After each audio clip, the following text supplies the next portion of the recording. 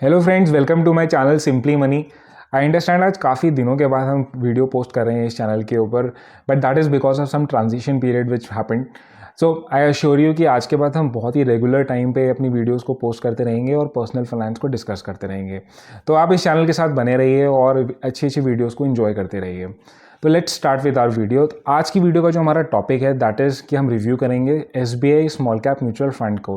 Basic हम introduction से start करेंगे कि म्यूचुअल फंड्स के अंदर क्या होते हैं, and then will quickly go to the SBI small cap mutual fund, और फाइनली हम इसके अंदर लास्ट में इसको पीयर कंपैरिजन भी करेंगे। तो आइए अपनी वीडियोस को स्टार्ट करते हैं। अगर हम म्यूचुअल फंड्स की जैसे बात करते हैं तो आपको पता है कि आप जितना भी पैसा आप कमा रहे हैं, अगर हम बेसिक इंट्रोडक्शन से स्टार्ट करें तो आपको डिफरेंट इंस्ट्रूमेंट्स हैं। आजकल इतने सारे इंस्ट्रूमेंट्स हैं, यू विल बी कंफ्यूज कि हम कैसे इन्वेस्ट करें। लेकिन आपको ये याद रखना है कि what ever your age is, कैसा भी आपकी एज है, आपको थोड़ा सा इक्विटी एलोकेशन आपके पोर्टफोलियो के अंदर ज़रूर होना चाहिए। तो डायरेक्ट स्टॉक्स अगर आपको नॉलेज है मार्केट की, otherwise mutual funds is the one of the best way जिसके थ्रू आप इक्विटी एलोकेशन अपने पोर्टफोलियो के अंदर रख सकते हैं। इक्विटी के अंदर आपके large caps, mid caps and small caps, ये तीन मोस्ट जो होती हैं मेजरली कैटेगरीज होती हैं, यानी कंपनीज की, राइट। तो आपका जो लार्ज कैप्स होती हैं, नाम से आपको पता है कि बड़ी कंपनीज हो गई, राइट। तो आपका जो स्मॉल कैप कैटेगरी होता है वो रिस्क थोड़ा सा ज़्यादा होता है, क्योंकि उसके अंदर जो मार्केट कैपिटलाइजेशन यानी कंपनीज होती हैं वो टॉप 250 के बाद वाली, यानी कि 251 से जो कंपनी स्टार्ट होती है मार्केट कैप के हिसाब से, जो लिस्टेड कंपनीज होती हैं उनको हम स्मॉल कैप्स की कैटेगरी में लेते हैं, क्योंकि ये कंपनीज थोड़ी छोटी होती हैं as compare to large cap mid caps. तो इसके अंदर जो रिस्क होता है, जो कंपेरेटिबल रिस्क होता है, वो थोड़ा सा ज़्यादा होता है as compare to large and mid. But क्योंकि इसके अंदर रिस्क ज़्यादा है तो एज अ जनरल प्रिंसिपल तो इसके अंदर रिटर्न्स की प्रोबेबिलिटी भी ज़्यादा होती है। तो हाई रिस्क हाई रिटर्न।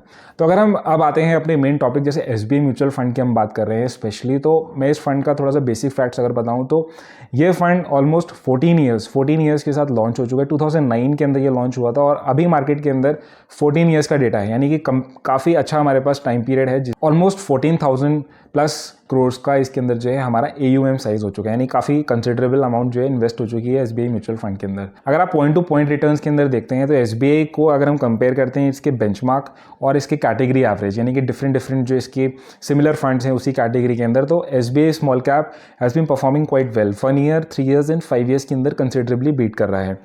अगर हम कंपेयर करते हैं रोलिंग रिटर्न्स, तो रोलिंग रिटर्न्स क्या होते हैं, वो आपका जो होता है कंसिडरेबल लेंथ, यानी कि टाइम पीरियड के अंदर हम कंपेयर करते हैं फंड को, रादर देन हम सिर्फ एक point to point time period को ना लेके हम कंसिडरेबल टाइम पीरियड में देखते हैं कि फ़ंड की क्या परफॉर्मेंस रही है। और ये कंसिडरेबली मोर हमारा जो होता है ट्रस्ट वर्दी रिलायबल सोर्स होता है as compare to the point to point returns.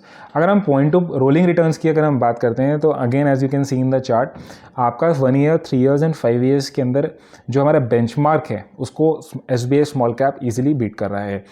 तो अब क्या मैं इतने सारे जैसे फंड्स के मैंने आपको बताया कि रिटर्न्स बीट कर रहे हैं तो मैं इसको क्या ले लूँ अभी से, ऐसा नहीं करना है। जैसे मैंने आपको बताया कि कोई भी फंड की परफॉर्मेंस पे नहीं जाना है विदाउट इवेलुएटिंग इस रिस्क कितना है, क्योंकि फ़ंड हो सकता है बहुत रिस्की हो, बहुत रिस्क ले रहा हो उतने रिटर्न्स को लेने के लिए, तो हमें ऐसा फंड नहीं लेना चाहिए, क्योंकि कभी लेट्स से टाइम चेंज हो गया, रिस्क ज़्यादा हो गया तो हमारे रिटर्न्स भी गिर जाएंगे सारे के सारे। तो if we go to the risk profile, अगर हम सिर्फ 2 पैरामीटर्स अगर हम यहाँ कंपेयर करके देखें तो स्टैंडर्ड डेविएशन, यानी कि बेंचमार्क से कितना डेविएट कर रहा है फंड, तो स्टिल एसबीआई स्मॉल कैप जो है हमारा कैटेगरी एवरेज और इंडेक्स से काफ़ी कम है। और अगर हम शार्प रेशो की बात करते हैं तो शार्प रेशो का मतलब होता है ऑलमोस्ट आपका रिटर्न्स बाय रिस्क, यानी कि जो फंड है वो कितना रिटर्न्स दे रहा है उसमें रिस्क लेने के ऊपर। तो जितना शार्प रेशो ज़्यादा उतना फंड जो होता है अच्छा होता है। तो again in this you can सी कि फ़ंड का जो हमारे एसबीआई म्यूचुअल कैप फंड है उसका जो शार्प रेशो है वो ज़्यादा है as compare to the category and the index. Now अगर हम बात करते हैं इन 2 फंड्स के साथ, यानी कि हमें पता लग गया कि इसके रिटर्न्स भी अच्छे हैं, रिस्क प्रोफाइल भी अच्छा है, तो मेरे को तो ये काफ़ी अच्छा लग रहा है। तो थोड़ा सा और डिग डीप करते हैं, थोड़ा सा जानने की कोशिश करते हैं कि यार ये फंड एक्चुअली इन्वेस्टेड किस चीज़ के अंदर है। अगर हम टॉप 5 सेक्टर्स की बात करते हैं तो these are the top 5 sectors for SBI small cap.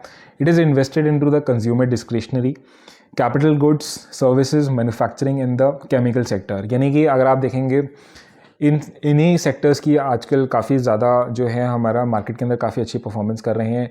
Fund काफ़ी वेल डाइवर्सिफाइड है। अगर हम टॉप 5 स्टॉक्स की बात करते हैं तो जो टॉप 5 स्टॉक्स हैं you can see Elgi Equipments, Vedant Fashion, Sheela Foams, Blue Star and Fine Organic Industries. All these companies are performing very well.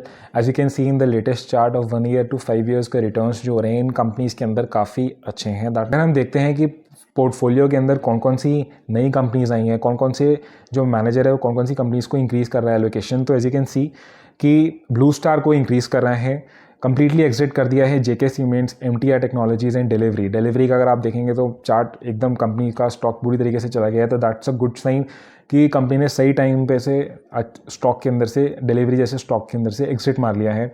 Recently portfolio changes के अंदर देखते हैं तो there is a addition of PVR and Westlife Development and these companies का अगर आप chart देखते हैं तो इट इज़ परफॉर्मिंग वेल। तो साथ ही के अंदर आप इसके अंदर और कंपैरिजन करते हैं डिफरेंट पीयर्स, तो there is a Nippon India, Axis, SBI, Canara Robeco, these all are very good funds. Canara Robeco के अंदर ओनली थिंग इज़ कि सिर्फ 3 to 4 ईयर्स हुए हैं मार्केट के अंदर। तो देयर इज़ अ मार्केट, इसके अंदर जो हिस्ट्री है यानी कि इसकी हमारे पास जो नॉलेज है वो थोड़ी सी कम है, but others funds are also doing well. So my idea of showing this video was कि मैं आपको इंट्रोड्यूस कराऊँ, थोड़ा सा कंफर्ट फैक्टर दिखाऊँ। अगर आपको कोई डाउट्स हैं SBI म्यूचुअल फंड को लेके तो आई थिंक इस वीडियो को देखने के बाद आपको थोड़ा सा क्लैरिटी हो गया होगा। बाकी आपको कौन से फंड के अंदर इन्वेस्ट करना है, like I told you before, आपको अपने हिसाब से, अपने एसेट एलोकेशन के हिसाब से, रिस्क प्रोफाइल के हिसाब से, अपने फंड मैनेजर या जो भी आपको एडवाइस करते हैं फंड मैनेजर, उनकी एडवाइस के बाद ही आपको करना है। आपके कोई भी डाउट आते हैं तो आप प्लीज़ कमेंट सेक्शन के अंदर नीचे मेंशन कर दीजिए। बाकी आपको कोई और टॉपिक है तो kindly also mention that. Will see in the next video and also do subscribe to this channel if you are new to this channel.